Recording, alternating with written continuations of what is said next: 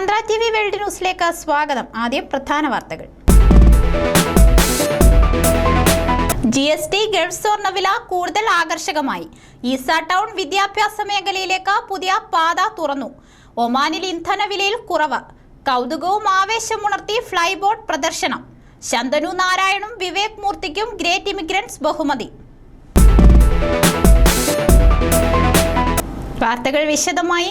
ഇന്ത്യയിൽ ചരക്കു സേവന നികുതി ശനിയാഴ്ച പ്രാബല്യത്തിൽ വന്നത് തങ്ങളെ എങ്ങനെ ബാധിക്കുമെന്ന അന്വേഷണത്തിലാണ് പ്രവാസികൾ. പ്രത്യക്ഷത്തിൽ പ്രവാസികളെ നേരിട്ട് ബാധിക്കുന്ന നികുതി നിർദ്ദേശങ്ങളില്ലെങ്കിലും നാട്ടിലെ വിലയിലെ ഓരോ കയറ്റിറക്കങ്ങളും സ്വാഭാവികമായും പ്രവാസിയുടെ പെഴ്സിലും പ്രതിഫലിക്കും. സ്വർണത്തിന് 3% GST നാട്ടിലുണ്ടാക്കുന്ന വർധനവ് ഗൾഫ് സ്വർണത്തിന് വീണ്ടും പ്രിയം കൂട്ടും. സ്വർണം നാട്ടിൽ നിന്ന് വാങ്ങുന്നതിനേക്കാൾ കൂടുതൽ ലാഭകരമാണ് ഇപ്പോൾ ഗൾഫിൽ നിന്ന് വാങ്ങുന്നത്. നാട്ടിൽ നേരത്തെ സ്വർണത്തിന് 1% എക്സൈസ് തീരുവയും 1.2% ശരാശരി വാറ്റുമാണ് ഈടാക്കിയിരുന്നത്. പുതിയ സംവിധാനത്തിൽ എക്സൈസ് തീരുവയും വാറ്റും ഒഴിവാക്കി 3% GST ഏർപ്പെടുത്തി. പണിക്കൂലിക്ക് 5% വേറെയും GST ഉണ്ട്.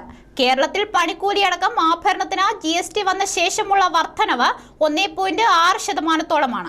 10% കസ്റ്റംസ് തീരുവയും വ്യത്യാസവും കൂടി ചേരുന്നതോടെ ഗൾഫിലെയും നാട്ടിലെയും സ്വർണ്ണവിലകൾ തമ്മിൽ 13% വ്യത്യാസം വരും. ഇന്നലെ ഒരു പവന് നികുതി അടക്കം 22,536 രൂപയായിരുന്നു കേരളത്തിലെങ്കിൽ ദുബൈയിൽ അത് 19,880 രൂപ മാത്രമായിരുന്നു. 2,600 രൂപയുടെ വ്യത്യാസം. പ്രവാസി സ്ത്രീകൾക്ക് 1 ലക്ഷം രൂപയുടെയും പുരുഷന്മാർക്ക് 1/2 ലക്ഷം രൂപയുടെയും ആഭരണങ്ങൾ വിദേശത്തു നിന്ന് നികുതിയില്ലാതെ നാട്ടിലേക്ക് കൊണ്ടുപോകാം. ഇതിലധികമുള്ളവർ 10% ഇറക്കുമതി തീരുവ നൽകണം. എന്നാലും 3% ലാഭം ഇന്ത്യയിലെ വിലയിലുമുണ്ടാകും. ഈസ ടൗൺ വിദ്യാഭ്യാസ മേഖലയിലേക്കുള്ള പുതിയ റോഡ് കഴിഞ്ഞ ദിവസം തുറന്നുകൊടുത്തു. ഗതാഗത കുരുക്ക് കുറയ്ക്കുന്നതിന് കിരീടാവകാശിയും 1ാം ഉപപ്രധാനമന്ത്രിയുമായ Prince Salman bin Hamad Al ഖലീഫയുടെ നിർദ്ദേശപ്രകാരം രാജ്യത്തിന്റെ വിവിധ പ്രദേശങ്ങളിൽ പദ്ധതികൾ നടപ്പാക്കി വരികയാണ്. ഇതിന്റെ ഭാഗമാണ് പുതിയ പ്രവേശന പാതയെന്ന് പൊതുമരാമത്ത്, മുനിസിപ്പൽ നഗരാസൂത്രണകാര്യ മന്ത്രാലയം വ്യക്തമാക്കി. Indian school, sacred heart school തുടങ്ങിയ സ്ഥാപനങ്ങളിലേക്ക് എത്താൻ പുതിയ പ്രവേശന പാത പ്രയോജനം ചെയ്യുമെന്ന് മന്ത്രി Isam bin Abdulla Khalaf road ഉദ്ഘാടനം ചെയ്യവേ പറഞ്ഞു. സ്കൂൾ ഏരിയയിൽ നിന്ന് മനാമയിലേക്കും ഈസ ടൗണിലേക്കും വരാൻ പാത എളുപ്പമാകും. ഇരുവശത്തേക്കും 2 വരി പാതകളാണ് പണിതിട്ടുള്ളത്. മണിക്കൂറിൽ 2000ഓളം വാഹനമാണ് ഈ മേഖലയിലൂടെ കടന്നു പോകുന്നതെന്ന് മന്ത്രി പറഞ്ഞു. ഒമാനിൽ ജൂലൈയിലെ ഇന്ധനവില പ്രാബല്യത്തിൽ വന്നു. കഴിഞ്ഞ മാസത്തെ അപേക്ഷിച്ച് നിരക്കിൽ വലിയ കുറവുണ്ടായി. പുതിയ നിരക്ക് പ്രകാരം M91 പെട്രോൾ ലിറ്ററിന് 175 പൈസയും M95 പെട്രോളിന് 183 പൈസയുമാണ് നിരക്ക്. ഡീസൽ വില 197 പൈസയിൽ നിന്ന് 192 പൈസയായും കുറഞ്ഞു.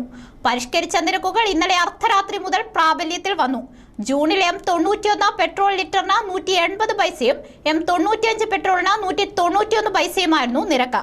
എണ്ണ പ്രകൃതിവാതക മന്ത്രാലയമാണ് പുതിയ നിരക്കുകൾ പ്രഖ്യാപിച്ചത്. ഈദുൽ ഫിത്തർ ആഘോഷത്തിനിടയിൽ കൗതുകവും ആവേശവും ഉണർത്തി ഫ്ലൈബോട്ട് പ്രദർശനം. അബ്ഹൂർ തീരത്ത് കടലിൽ സൗദി അറേബ്യൻ മറൈൻ സ്പോർട്സ് ഫെഡറേഷനാണ് ഫ്ലൈബോട്ട് എയർ രംഗത്തെ അറിയപ്പെട്ട വിദഗ്ധരെ ഉപയോഗിച്ച് വേറിട്ട മറൈൻ കായികാഭ്യാസം സംഘടിപ്പിച്ചത്. ആദ്യമായാണ് ജിദ്ദയിൽ ഇങ്ങനെയൊരു പ്രദർശനം. പരിപാടി ആളുകളിൽ കൗതുകവും ആനന്ദവും ഉണ്ടാക്കിയതായി പ്രോഗ്രാം മേധാവി ഖാലിദ് ബിൻ അബ്ദുൾ അസീസ് അൽ ഗാമിദി പറഞ്ഞു. അന്തരീക്ഷത്തിൽ പറക്കാനും ഡോൾഫിനെ പോലെ വെള്ളത്തിൽ മുങ്ങിച്ചാടാനുമൊക്കെ കഴിയുന്നതാണ് ഫ്ലൈബോട്ട് അഭ്യാസം. ഫ്രഞ്ച് വാട്ടർ സ്പോർട്സ് ചാമ്പ്യൻ ഫ്രാങ്കീസ് പാത്തെ എന്നയാൾ കണ്ടുപിടിച്ച ഫ്ലൈബോട്ട് എയർ ജെറ്റ് എൻജിൻ ഉപയോഗിച്ചാണ് ഇത് പ്രവർത്തിക്കുന്നത്. 10 മിനിറ്റിനുള്ളിൽ 10,000 അടി ഉയരത്തിലെത്താം. കോർണിഷിലെത്തുന്നവർക്ക് വലിയ കൗതുകവും ആനന്ദവും ഉണ്ടാക്കുന്നതാണിതെന്നും അദ്ദേഹം പറഞ്ഞു.